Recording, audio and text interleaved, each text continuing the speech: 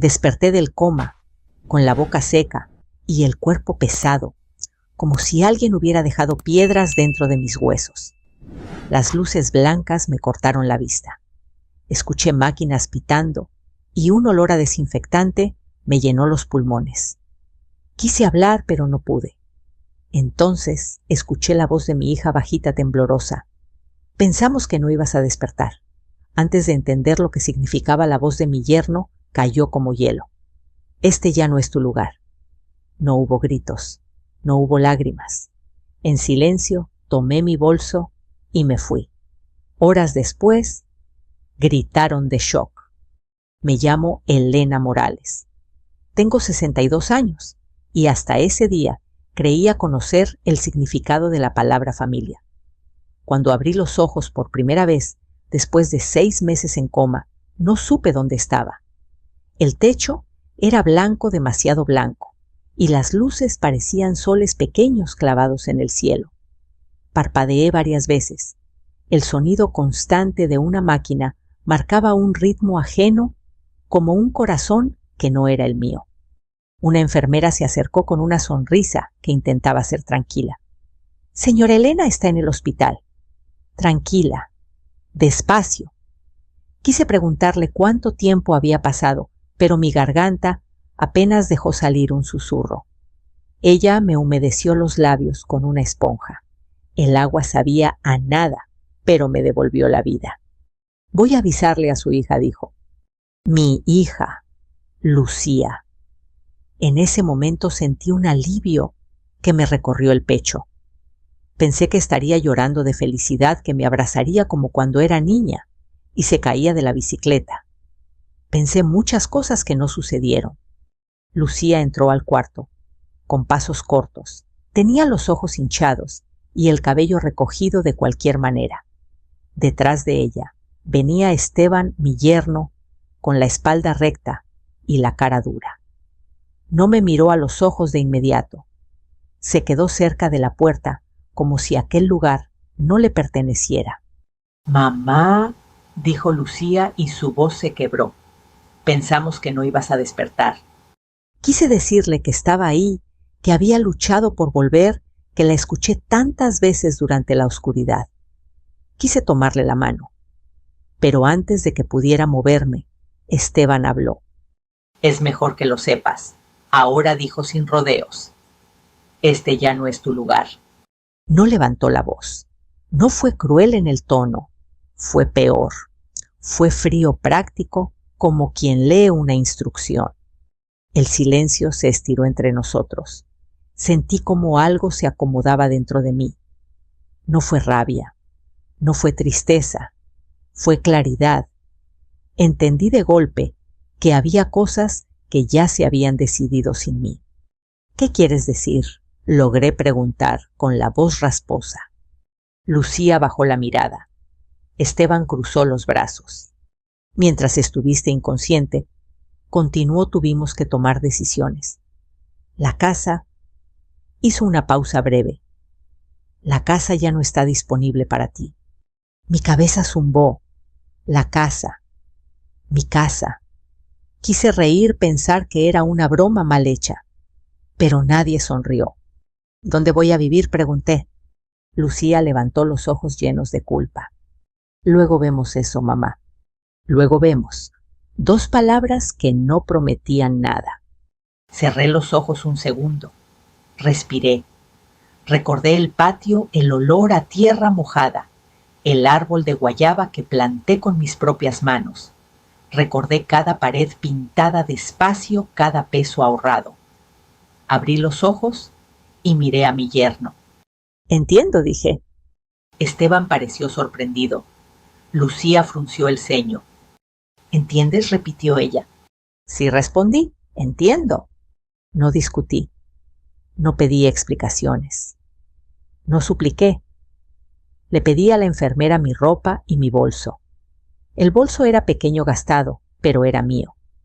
Me ayudaron a sentarme. Las piernas me temblaban como si no fueran mías. Cada movimiento dolía, pero el dolor me mantenía despierta. Lucía quiso decir algo más. Esteban dio un paso al frente, quizá para detenerla. Yo me puse de pie con ayuda del barandal de la cama. No se preocupen, dije. Voy a arreglarlo. Salí del cuarto sin mirar atrás. El pasillo del hospital parecía interminable. Cada paso era una victoria pequeña. Nadie me siguió. Nadie me llamó. Afuera, el aire me golpeó la cara. Era temprano. La ciudad despertaba con su ruido habitual, camiones vendedores, pasos apurados. Me senté en una banca con el bolso sobre las piernas. Mis manos temblaban. No sabía si por el frío o por todo lo que acababa de pasar. Saqué mi teléfono. No tenía llamadas perdidas. No tenía mensajes. Lo guardé. Caminé hasta la esquina y tomé un taxi. Le di la dirección de doña Pilar, mi vecina de toda la vida. No sabía si estaría despierta, pero no tenía a dónde más ir. Durante el trayecto miré por la ventana. Las calles eran las mismas, pero yo no. Doña Pilar abrió la puerta en bata, con el cabello blanco suelto. Cuando me vio, se llevó la mano al pecho. Elena exclamó: «¡Virgen Santísima!». Me abrazó con cuidado, como si yo fuera de cristal. «Pasa, hija, pasa». Me senté en su cocina, en una silla dura que me sostuvo mejor que cualquier cama de hospital. Me sirvió café. El aroma me llenó los ojos de lágrimas. «¿Qué pasó?», preguntó. «Dijeron que estabas muy mal». Desperté, respondí. «Y ya no tengo casa». No expliqué más. No hacía falta. Doña Pilar asintió despacio, como quien entiende sin preguntar. Me dejó quedarme en el cuarto de visitas. Cerré la puerta y me senté en la cama sin desvestirme. Esa noche no dormí. Escuché los sonidos de la casa ajena, el reloj de pared, el viento afuera. Pensé en Lucía cuando era niña, en cómo me pedía que no apagara la luz. Pensé en Esteban y en su voz segura. Pensé en mi casa ocupada por otros. No lloré, no aún. Al amanecer me levanté y me miré al espejo. Estaba más delgada, mi cabello más blanco, pero mis ojos estaban despiertos. Me lavé la cara y me dije en voz baja: «Sigo aquí». Tomé mi bolso. Adentro estaban mis documentos, mi identificación. Unas monedas, una libreta vieja. ¿Suficiente? Ese día iba a empezar a recuperar lo que era mío. No por venganza, por dignidad. Porque si algo aprendí al despertar, es que el silencio también puede ser una respuesta. Y la mía apenas comenzaba. La primera mañana en casa de doña Pilar amaneció con el canto de los pájaros y el olor a café recién hervido. Me desperté antes de que ella tocara la puerta.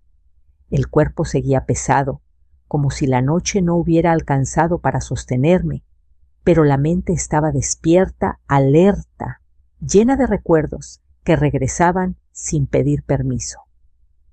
Me senté despacio en la orilla de la cama, respiré hondo y dejé que la memoria hiciera su trabajo. Mi casa. No era grande ni bonita para los ojos de quienes buscan brillo. Era una casa sencilla, de paredes firmes, y patio pequeño, en una calle tranquila, donde los vecinos se saludan por su nombre.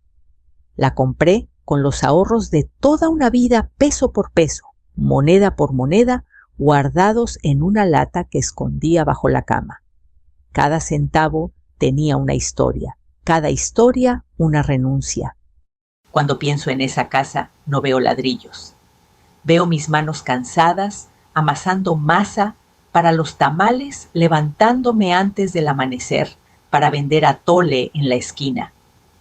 Veo mis rodillas dobladas, limpiando pisos ajenos, escuchando radios que no eran míos, soportando miradas que no preguntaban mi nombre. Veo noches largas, planchando ropa ajena, con la espalda adolorida y el corazón firme, porque al día siguiente Lucía tenía escuela. Lucía, mi hija.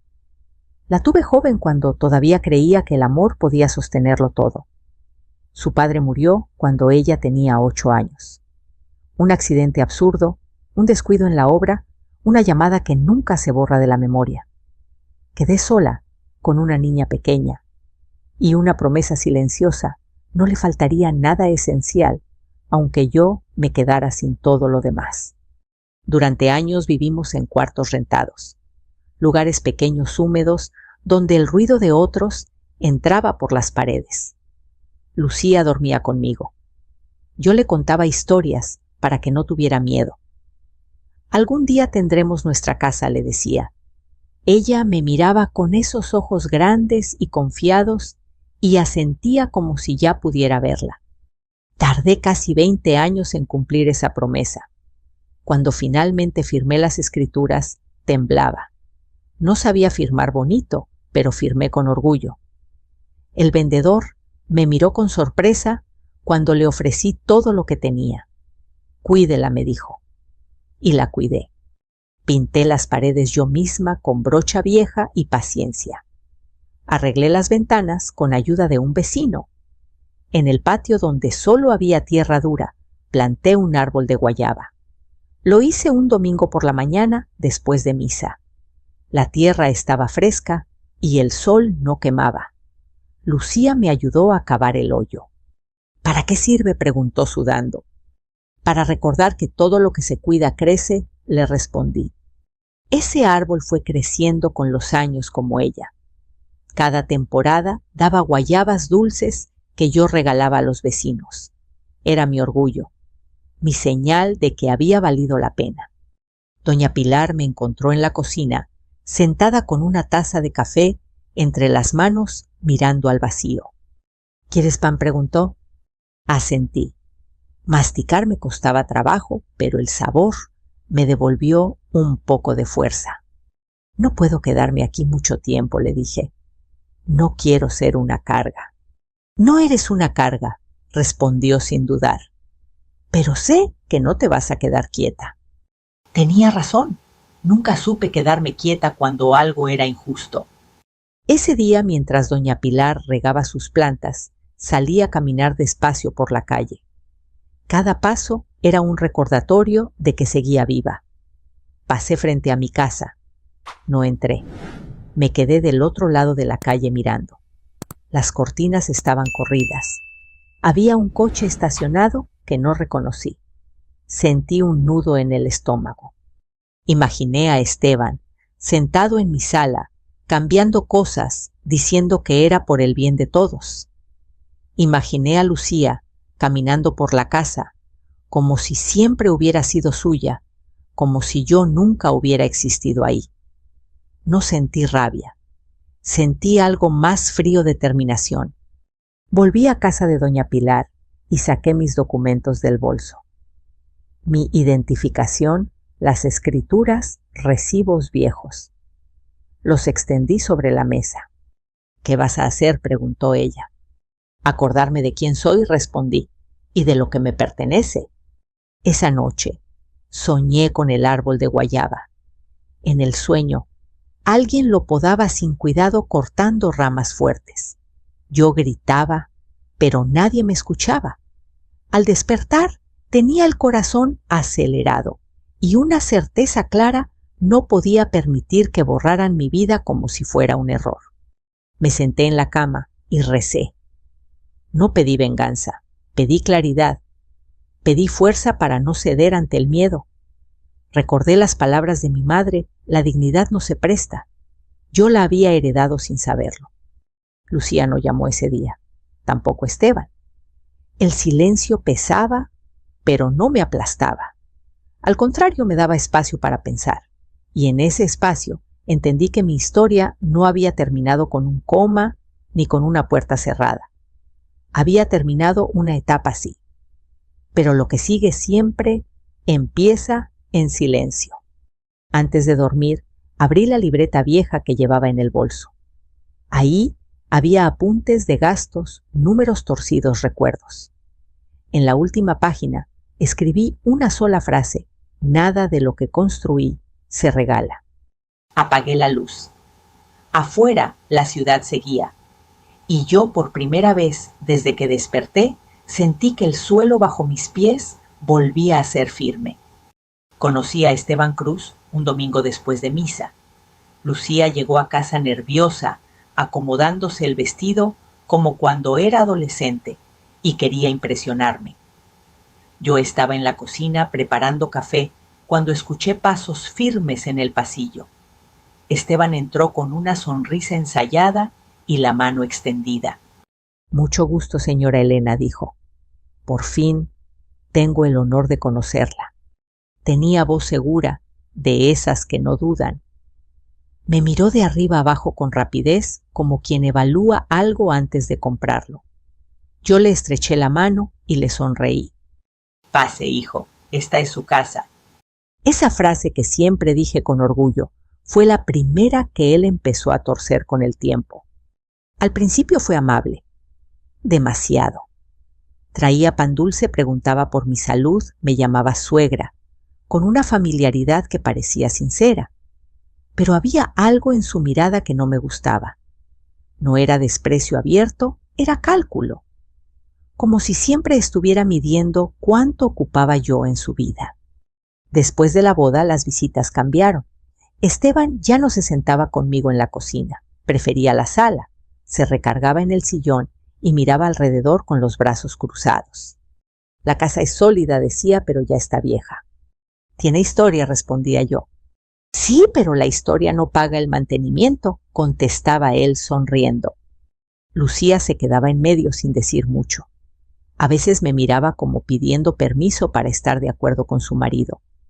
Otras veces asentía en silencio como si ya hubiera tomado una decisión antes de hablar conmigo.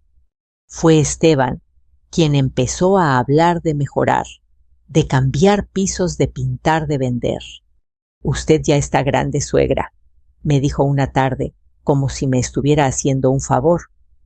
¿Para qué quiere tanto espacio? Para respirar, respondí, y para recordar. Se rió como si hubiera dicho una tontería. Lucía y yo estamos pensando en el futuro, continuó, en algo más práctico. Esa palabra práctico empezó a aparecer en todas sus frases. Práctico era vender la casa. Práctico era mudarme a un departamento pequeño. Práctico era que ellos tomaran decisiones por mí. Lucía empezó a repetir sus palabras. Esteban dice que sería más fácil para ti, mamá. Esteban dice que podríamos ayudarte más y... Esteban cree que no deberías esforzarte tanto. Nunca era Lucía cree, siempre era Esteban, dice. Una noche mientras lavaba los trastes, los escuché hablar en la sala. No gritaban, no hacía falta. Tu mamá no necesita esa casa, decía Esteban. Es demasiado para ella sola. Es su casa, respondió Lucía débilmente. Y tú eres su hija. Tenemos derecho a opinar. Esa frase me heló la espalda. Tenemos derecho. ¿Desde cuándo el amor da derecho a quitar? No salí de la cocina. Seguí lavando platos, dejando que el agua tapara mis pensamientos. No quería enfrentar algo que aún no entendía del todo. Con el tiempo, Esteban dejó de disimular. Empezó a hacer cambios sin preguntar. Mandó a reparar cosas que no estaban rotas. Cambió el color de una pared del patio sin decirme. Cuando reclamé, sonrió. Es para que se vea mejor, suegra. Usted debería agradecerlo. Lucía me pidió paciencia. Así es él, mamá. No lo hace con mala intención. Yo asentía, pero por dentro algo se quebraba despacio. La última conversación que tuvimos antes de mi derrame fue en el patio bajo el árbol de guayaba. El sol estaba fuerte y el aire olía a fruta madura. Esteban estaba de pie mirando el árbol. Habría que podarlo, dijo. Ya creció demasiado. Así es la vida, respondí. Crece. Me miró con una sonrisa tensa. También estorba. Sentí un mareo leve. Me senté. ¿Qué quieres decir, Esteban? Nada malo, respondió. Solo digo que hay cosas que ya cumplieron su ciclo. Lucía apareció con vasos de agua. Me miró preocupada. Mamá, ¿estás bien? Sí, mentí, solo cansada. Esteban se acercó un poco más. Hablando de ciclos, dijo, deberíamos hablar seriamente de la casa, de dejar todo arreglado. ¿Arreglado para quién?, pregunté. No respondió de inmediato. Me sostuvo la mirada. Para la familia. Ese día sentí que el suelo se movía bajo mis pies. Pensé que era el calor. Pensé que era el cansancio. Nunca imaginé que mi cuerpo ya estaba anunciando algo más. Desperté días después en una cama que no reconocía. Luego vino la oscuridad, el coma. Y durante esa oscuridad escuché su voz más de una vez. Fría, segura, hablando de papeles, de tiempos, de cuando ya no esté. Ahora sentada en la cocina de doña Pilar, cada recuerdo encajaba como piezas de un rompecabezas que no quise ver antes. Esteban no había llegado a mi vida por amor. Había llegado por espacio, por control, por algo que creyó que podía tomar. Miré mis manos marcadas por años de trabajo. Pensé en Lucía, en la niña que ayudó a plantar el árbol. Pensé en el hombre que ahora le decía qué pensar. No murmuré para mí misma, no todo está perdido. Porque aunque Esteban creyó haber ganado, aún no entendía algo esencial. Yo había construido mi vida sin pedir permiso. Y no iba a dejar que la borraran con palabras bonitas y decisiones ajenas. Esa noche, mientras el viento movía las hojas de las plantas de doña Pilar, tomé una decisión silenciosa. No iba a enfrentar a Esteban con gritos. No iba a suplicar a mi hija. Iba a esperar, a observar. Y cuando llegara el momento, hablaría con hechos. Porque los hombres como él solo entienden una cosa cuando aquello que creen seguro se les cae de las manos. El coma no es un sueño, no es descanso. Es un cuarto oscuro donde el tiempo no existe y el cuerpo ya no obedece. Yo estaba ahí suspendida sin poder moverme ni hablar, pero escuchando demasiado. Al principio fueron sonidos lejanos, pitidos, pasos, voces que entraban y salían como si vinieran desde el fondo de un pozo. Después, poco a poco, las palabras se hicieron claras. Y con ellas la verdad. Recuerdo la primera vez que escuché la voz de Lucía. Sonaba cansada, gastada, como si hubiera llorado mucho y ya no tuviera fuerzas. Mamá, si puedes oírme, dijo. Los doctores no saben cuándo vas a despertar. Quise decirle que estaba ahí, que la escuchaba, que no me dejara. Pero mi cuerpo era una piedra. Nada respondía. Solo podía escuchar. Luego llegó Esteban. Siempre lo sabía porque sus pasos eran firmes, seguros, como si aquel hospital le perteneciera. No hablaba conmigo. Hablaba del futuro. No podemos seguir así, decía. El hospital es caro y nadie nos garantiza que vaya a volver. Lucía sollozaba. «Es mi mamá». «Y yo lo entiendo», respondía él, «pero también tenemos que pensar en nosotros, en nuestra vida, en nuestras deudas». Esa palabra se quedó flotando en la oscuridad. Deudas. No la había escuchado antes.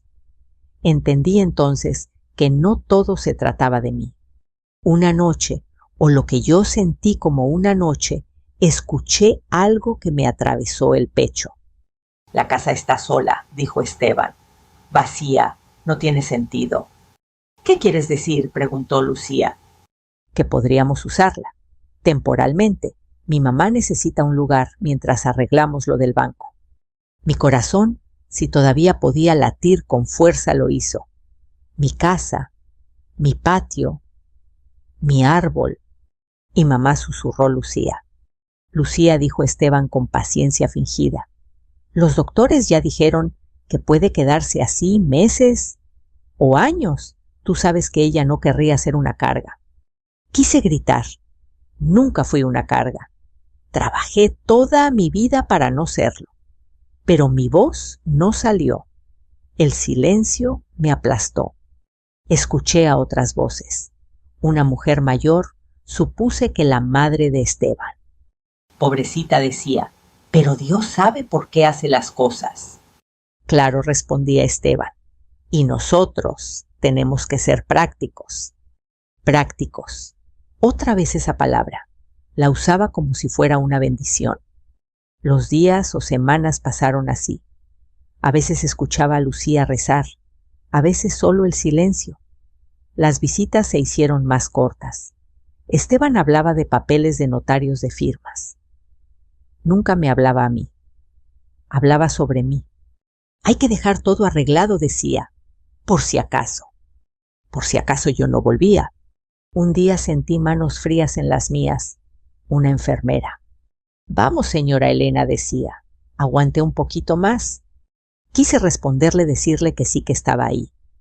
Y entonces, por primera vez, sentí algo diferente. No fue un movimiento. Fue una decisión. Algo dentro de mí dijo, no te rindas. Las voces siguieron. Pero ya no me perdía en ellas. Empecé a escucharlas con atención como quien junta pruebas.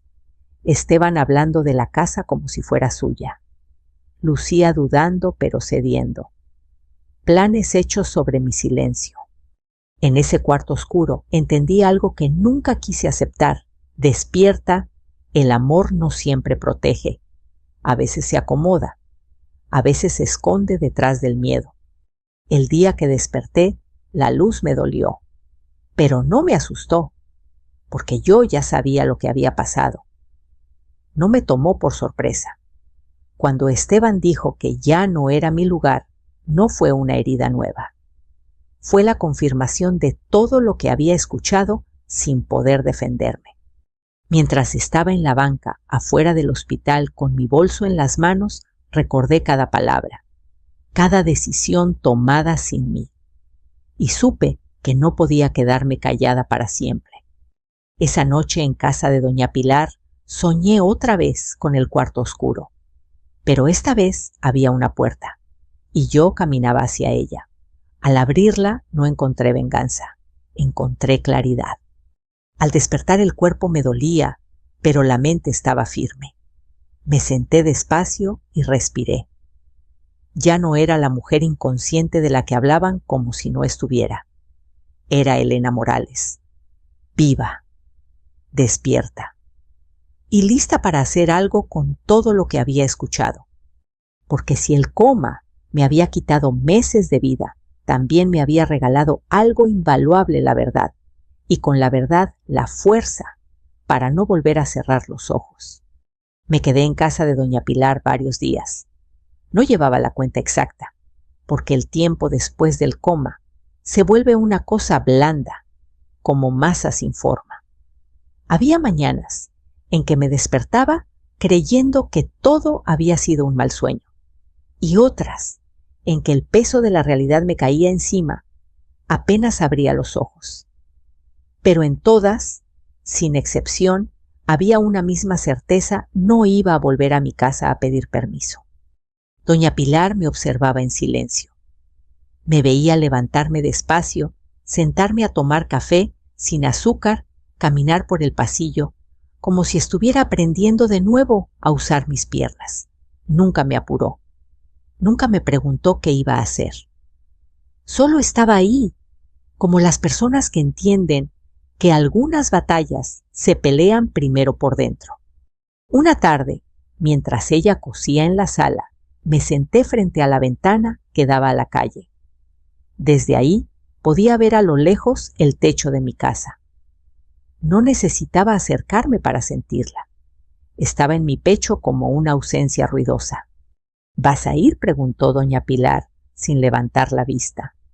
No, todavía, respondí. Si voy ahora voy a reaccionar. Y no quiero reaccionar, quiero decidir. Asintió como si eso confirmara algo que ya sabía. Esa misma noche, Lucía me llamó por primera vez desde el hospital. Su nombre apareció en la pantalla del teléfono y lo miré durante varios segundos antes de contestar. Mamá, dijo. ¿Dónde estás? En casa de doña Pilar. ¿Por qué no volviste a la casa? Respiré hondo. Porque no era bienvenida. Hubo un silencio largo. Escuché su respiración del otro lado. Esteban no quiso decir eso, dijo al fin. Solo las cosas se complicaron. Las cosas no se complican solas, Lucía. Alguien las complica. Tú no entiendes, respondió con voz cansada. Tenemos muchos problemas. Yo también los tuve, dije, y nunca te quité nada para resolverlos. No gritó, no lloró, solo dijo, luego hablamos, mamá, y colgó. Apagué el teléfono. Me temblaban las manos, pero no de miedo, de claridad. Entendí que si yo no ponía un límite, nadie lo haría por mí. Al día siguiente salí temprano. El sol apenas calentaba la banqueta y el aire olía a pan recién hecho. Caminé despacio hasta una pequeña oficina que había visto durante años sin imaginar que algún día tocaría esa puerta. En el vidrio se leía Asesoría Legal Comunitaria. Entré. Un hombre de unos 50 años con lentes y un gesto serio me pidió que me sentara. ¿En qué puedo ayudarla, señora? Necesito saber qué pueden hacer conmigo, respondí. Y que no. Le conté todo. Desde el derrame hasta la frase de mi yerno. Desde el coma hasta la casa ocupada. Hablé despacio, cuidando cada palabra, como si al decirlas las estuviera ordenando por primera vez. El hombre escuchó sin interrumpir. Tomó notas. Asintió varias veces. ¿La casa está a su nombre?, preguntó. Solo al mío. ¿Usted firmó algún documento mientras estuvo inconsciente? No. Levantó la vista y me miró con atención. Entonces nadie tenía derecho a disponer de su propiedad. Sentí algo en el pecho. No era alegría, era alivio. ¿Y si ya viven ahí?, pregunté. Eso se puede revisar, respondió. Pero primero necesito ver las escrituras. Saqué los papeles de mi bolso con manos cuidadosas. Él los revisó uno por uno. Todo está en orden, dijo. Vamos a investigar si hay algún documento reciente y a partir de ahí actuamos. Salí de la oficina con una sensación nueva. No era venganza lo que buscaba, era orden, justicia. Que cada cosa volviera a su lugar. Esa tarde regresé a casa de doña Pilar, más cansada que de costumbre, pero más firme. Me senté en la cocina y comí sopa caliente. El sabor me devolvió fuerzas. Y preguntó ella. Ya empecé, respondí, sin gritar. Sonrió. Así es como se hacen las cosas bien hechas. Esa noche dormí mejor. Soñé con la puerta de mi casa abriéndose despacio. Nadie me gritaba, nadie me corría, solo entraba y el aire era mío. Antes de apagar la luz pensé en Esteban, en su seguridad, en cómo había hablado de mi vida como si fuera un mueble viejo. No sentí odio, sentí distancia, y esa distancia me dio poder. Porque cuando una mujer deja de gritar y empieza a actuar, el mundo se acomoda de otra manera. Y yo ya había dado el primer paso. El licenciado Herrera me citó una semana después. Cuando entré a su oficina, el aire olía a papel viejo y café recalentado. Era un lugar pequeño sin lujos, pero ordenado. Las paredes estaban cubiertas de archivadores grises y diplomas discretos. Nada de cuadros caros ni frases motivacionales. Me gustó eso. Las cosas serias no necesitan adornos. Siéntese, doña Elena, me dijo. Ya tenemos algo. Mi corazón dio un golpe seco. Me senté despacio, acomodando el bolso sobre las piernas como si fuera un escudo. Revisamos el registro público de la propiedad, continuó. Su casa sigue estando a su nombre. Eso es lo primero y lo más importante. Asentí. Lo sabía, pero escucharlo de su boca me dio estabilidad. Sin embargo, añadió, apareció un documento reciente. Sentí que el estómago se me cerraba. Un contrato de comodato dijo: supuestamente, usted autorizó que su hija y su yerno usaran la casa. Eso es mentira, respondí de inmediato. Yo estaba en coma. Lo sabemos, dijo con calma. Por eso lo revisamos con lupa. Me mostró una copia. Vi mi nombre mal escrito. Vi una firma que se parecía a la mía, pero no lo era. Era una imitación torpe, apresurada. Esta firma no coincide con la suya, explicó. Y además el documento fue fechado cuando usted estaba hospitalizada. Cerré los ojos un segundo, no para llorar, para respirar. Entonces empecé. Entonces ese es falso, dijo sin rodeos. Y eso cambia todo. Sentí una mezcla de tristeza y confirmación. Esteban había cruzado una línea que ya no tenía vuelta atrás. No solo había hablado por mí, había firmado por mí. ¿Qué pasa ahora?, pregunté. Ahora podemos proceder con una demanda civil para recuperar la posesión del inmueble, respondió. Y si usted lo decide, también se puede abrir una investigación penal por falsificación. Lo miré. Pensé en Lucía. Pensé en el apellido que llevaba. Pensé en las noches en que la cargué enferma, en las veces que me llamó mamá con miedo. No quiero meter a mi hija en problemas legales, dije, pero tampoco voy a quedarme sin casa. El licenciado asintió. ¿Se puede actuar con firmeza sin destruirlo todo?, respondió. Solicitar el desalojo es suficiente para recuperar lo que es suyo. Salí de la oficina con una copia del documento falso y una carpeta nueva bajo el brazo. El sol me dio en la cara y por un momento tuve que cerrar los ojos. No porque me cegara, sino porque necesitaba aceptar lo que había descubierto. No era una confusión. No era un malentendido. Había sido una decisión consciente. Ese mismo día, Esteban me llamó. Me dijeron que fuiste con un abogado, dijo sin saludar. Así es. No era necesario llegar a eso, Elena. Escuché mi nombre en su boca y sentí algo firme dentro de mí. Tú llegaste ahí antes que yo respondí. Yo solo estoy siguiendo el camino que tú marcaste. Estás exagerando, dijo. Todo lo hicimos pensando en la familia.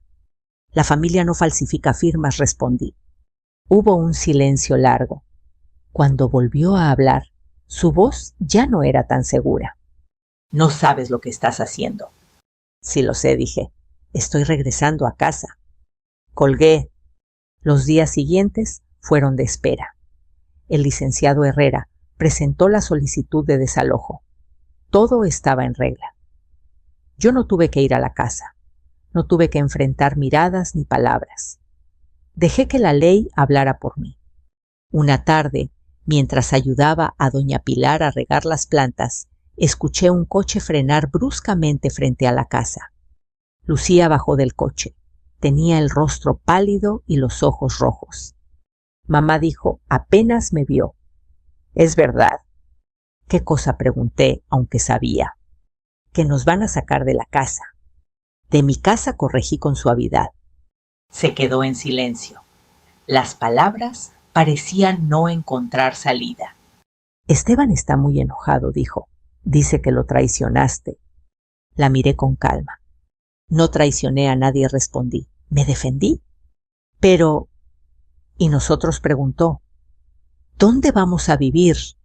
Esa pregunta que antes me habría destrozado ahora me encontró firme. Eso es algo que tienen que resolver ustedes, dije. Como adultos. Lucía bajó la cabeza. Por primera vez no tenía a Esteban detrás para decirle qué pensar. Nunca quise que llegara tan lejos, susurró. Llegó tan lejos porque nadie lo detuvo, respondí. Y yo tampoco lo hice a tiempo. No gritamos, no lloramos, solo dijimos la verdad. Cuando Lucía se fue, doña Pilar me tomó la mano. Hiciste lo correcto, dijo. Esa noche, mientras me acostaba, pensé en el día que volvería a cruzar la puerta de mi casa. Imaginé el patio, el árbol No sabía en qué estado estaría todo, pero ya no tenía miedo. Porque la verdad, una vez dicha, no se puede esconder, y yo ya la había puesto sobre la mesa. El día del desalojo amaneció nublado, como si el cielo también dudara. Me desperté antes de que sonara el gallo del vecino. No había dormido mucho, pero no estaba cansada. Había algo distinto en mi cuerpo, una mezcla de nervios y calma, como cuando sabes que algo va a doler, pero también sabes que es necesario. No fui sola. El licenciado Herrera me pidió que estuviera presente. Es mejor que la vea volver a entrar, me dijo. Asentí. Doña Pilar insistió en acompañarme. Caminamos despacio las dos, como si cada paso tuviera peso. Cuando llegamos, ya estaba ahí, el actuario, un hombre serio con carpeta en mano. La casa se veía diferente. Las macetas que yo había puesto ya no estaban. La puerta que siempre pinté de azul claro, ahora era gris. Sentí un apretón en el pecho, pero respiré hondo. El actuario tocó. Esteban abrió. Su expresión fue de incredulidad primero, luego de enojo. ¿Qué es esto?, dijo. ¿Qué están haciendo aquí? Orden judicial, respondió el actuario con voz firme. Tiene que desocupar el inmueble. Lucía apareció detrás de él. Me miró como si no me reconociera del todo. Mamá, susurró. No dije nada. No porque no tuviera palabras, sino porque ya no eran necesarias. Entramos. Cada habitación me habló de ausencia. Mis cuadros no estaban. El sillón viejo había sido reemplazado por uno moderno frío. La mesa donde Lucía hacía la tarea ya no existía. Caminé hasta la cocina. Mi cocina. Los azulejos seguían ahí, pero todo lo demás parecía ajeno. «Tienen 1 hora», dijo el actuario. Después, el inmueble queda bajo posesión de la propietaria. Esteban discutió, alzó la voz, dijo palabras que no escuché del todo. Yo solo miraba. Miraba cómo empacaban apresurados, cómo el control se les escapaba de las manos. Lucía se acercó cuando Esteban salió al patio. «Nunca pensé que harías esto», me dijo. La miré. Vi a mi hija, no a la mujer que había permitido tanto. «Nunca pensé que tendría que hacerlo», respondí. «Pero aquí estamos». «¿Y ahora qué?», preguntó con los ojos llenos de miedo. «Ahora aprendes», dije. «¿Cómo yo aprendí?» No fue un momento dramático. No hubo gritos ni lágrimas exageradas. Solo realidad. Cuando se fueron, el silencio fue profundo. El actuario me entregó los papeles. El licenciado Herrera me estrechó la mano. Doña Pilar me abrazó fuerte. «Ya está», dijo. «Es tuya otra vez». Cerré la puerta detrás de todos y me quedé sola en la sala. Escuché el eco de mis pasos. Toqué la pared. Me senté en el suelo y lloré. No de tristeza, de descarga, de cierre. Pasé los siguientes días limpiando, sacando muebles que no eran míos, recuperando los que estaban guardados en el cuarto del fondo. Pinté la puerta otra vez de azul. Colgué mis cuadros. Volví a poner la mesa de madera en la cocina. Cada objeto que regresaba era una parte de mí que volvía a su lugar. Una tarde, mientras barría el patio, Lucía apareció en la puerta. «¿Puedo pasar?», preguntó. Asentí. Se sentó en la silla vieja, miró alrededor. «No sabía que la casa se sentía así», dijo. «Ahora entiendo por qué no querías dejarla». «Las casas guardan lo que somos», respondí. «Por eso hay que cuidarlas». «Esteban y yo», empezó. «Estamos separados». No sentí alivio ni satisfacción, solo aceptación. «Lo siento», dije, y lo sentía de verdad. «Yo también», respondió, «por muchas cosas». Nos quedamos en silencio. No era incómodo, era honesto. Antes de irse, me abrazó. No como hija dependiente, como mujer que empieza a ver claro. Los meses pasaron. Mi salud mejoró. Volví a caminar por el mercado. Volví a sentarme en mi patio por las mañanas. Volví a ser yo. Aprendí algo importante. Amar no significa cederlo todo. Ser madre no significa desaparecer. Y despertar de un coma no solo es volver a la vida. Es volver a decidir cómo vivirla. Si llegaste hasta aquí, quiero decirte algo desde el corazón. Si alguna vez te hacen sentir que ya no perteneces, que estorbas, que tu lugar ya no es tuyo. Recuerda esto, tu dignidad no se negocia. Nunca es tarde para poner límites. Nunca es tarde para volver a casa, incluso si esa casa primero tiene que ser reconstruida por dentro. Si esta historia te hizo pensar, sentir o recordar algo propio, déjalo en los comentarios. Me gustaría saber desde dónde estás escuchando y qué parte resonó contigo. Tenemos muchas historias más que merecen ser contadas, así que suscríbete para no perderte ninguna. Sigamos este camino juntos, con respeto, con memoria y con fuerza.